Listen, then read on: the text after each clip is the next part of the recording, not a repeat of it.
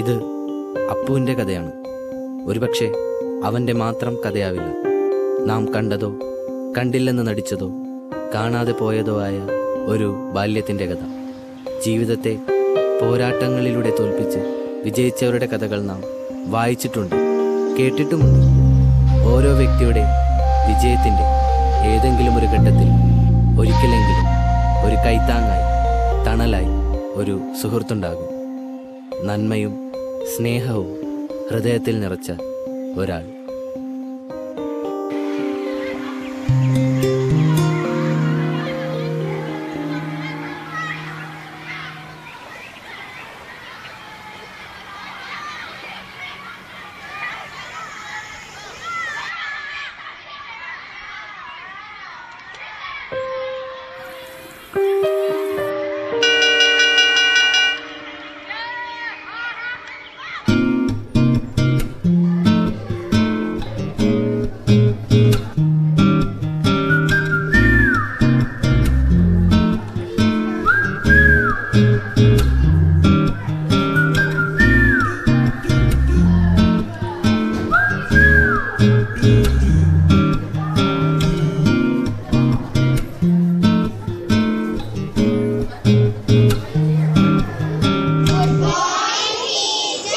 Good morning.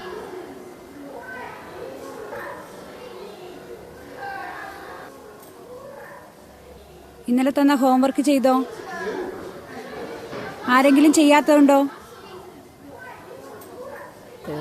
അങ്ങനെയൊന്നും പിടിക്കില്ല. ഓരോരുത്തരായിട്ട് ബുക്ക് കൊണ്ടുവന്നേ.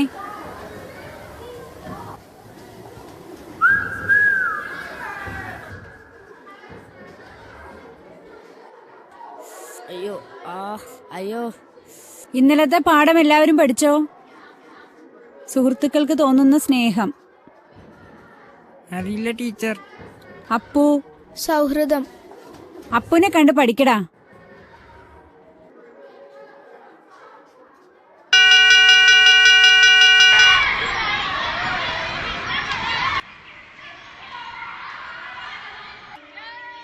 സഹിക്കാൻ പറ്റുന്നില്ലടാ. എന്ത്? അവന്റെ പാത്രത്തിൽ നെയ്ച്ചോറാണോ മീൻ പൊരിച്ചതാണോ എന്ന് ആർക്കറിയാം? ഓ പിന്നെ നമുക്കൊരു തരണം വെച്ചായിരിക്കും. ഇവന്മാരുടെ ഒരു കാര്യം. നീ മിണ്ടാതിരി. ഞാൻ മിണ്ടാതിരിക്കാം. നാളെ ഞാൻ അവനൊരു പണി കൊടുക്കും. ഓ പറയടാ, എന്തു പണിയാ? അതൊക്കെ ഉണ്ട്. നാളെ തന്നെ ഒരു പണി കൊടുക്കും.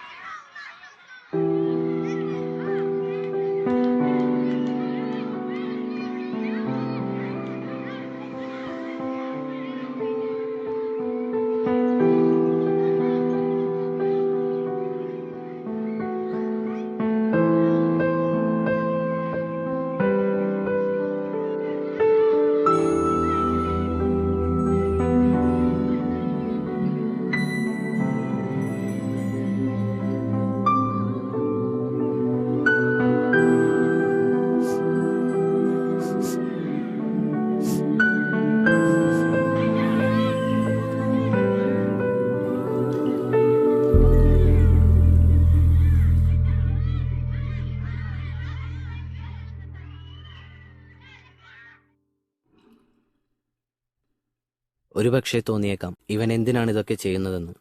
മറ്റുള്ളവരുടെ മുന്നിൽ ശിരസ് താഴ്ത്താനാവാത്ത ഒരഭിമാനബോധം അവനിലുണ്ടായിരുന്നിരിക്കണം.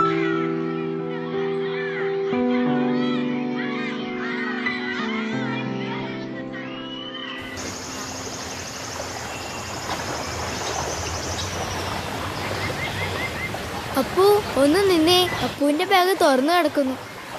സാർ ഇന്നലെ തന്നെ ഹോംവർക്ക് ചെയ്തോ? ആ ചെയ്താണും. കഷ്ടമുണ്ട് കേട്ടോ അപ്പു. എനിക്ക് കൂടെ ഒന്ന് കാണിച്ചു തരാവോ? കുട്ടി ചെയ്തിട്ടില്ലേ? അത് മതി. ഓ എന്തൊരു ചൂട്. കഴിഞ്ഞ 3 ദിവസങ്ങളായി വൈകുന്നേരങ്ങളിലെ അപ്പുവിൻ്റെ പ്രധാന ജോലി സുഖമില്ലാത്ത തൻ്റെ അമ്മയെ പരിചരിക്കലാണ്. അതിന് അവരുടെ ആകെ സമ്പാദ്യം ഈ കുറച്ചരി.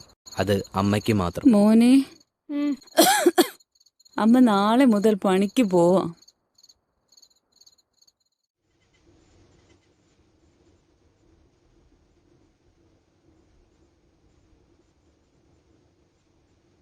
എന്നും രാവിലെ കണി കണ്ടുണരേണ്ടത് കനലുറങ്ങിയ ഈ അടുപ്പും ഒഴിഞ്ഞ പാത്രങ്ങളുമാണ്. പുലർച്ചെ തന്നെ പണിക്ക് പോയ അമ്മ മടങ്ങി വരുന്നതുവരെ ഉള്ളിൽ വിശപ്പുമായി അവനും ആ പാത്രങ്ങളും.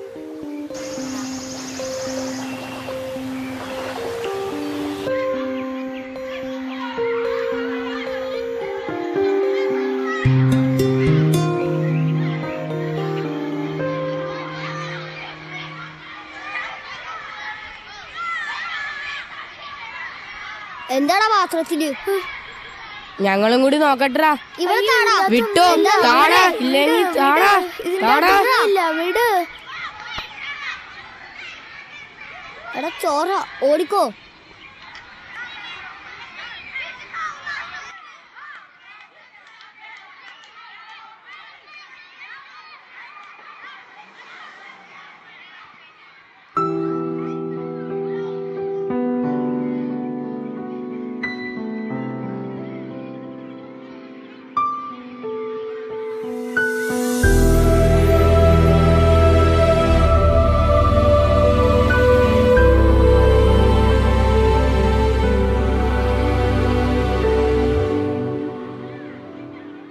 നിങ്ങൾ ഓരോരുത്തരും ഓരോ വൃക്ഷങ്ങൾ പോലെയാണ്. തനിയെ മുളച്ച് പ്രകൃതി വളർത്തി എല്ലാവർക്കും തണലേകുന്ന വൃക്ഷങ്ങൾ. അവ നമുക്കും സർവ ചരാചരങ്ങൾക്കും അഭയം നൽകുന്നു, കനികൾ നൽകുന്നു. നാളെ ഒരു മഴുവിൻ്റെ തുമ്പത്തോ ഒരു കാറ്റിൻ്റെ കടപുഴക്കലിലോ വെയിൽ ചൂടിലോ തങ്ങൾ അവസാനിക്കുമെന്നറിയാമായിരുന്നിട്ടും തണലേകി വിശപ്പാറ്റി അവസാനത്തെ ഇല പൊഴിക്കുന്നതുവരെ നമ്മെ കാക്കുന്നു.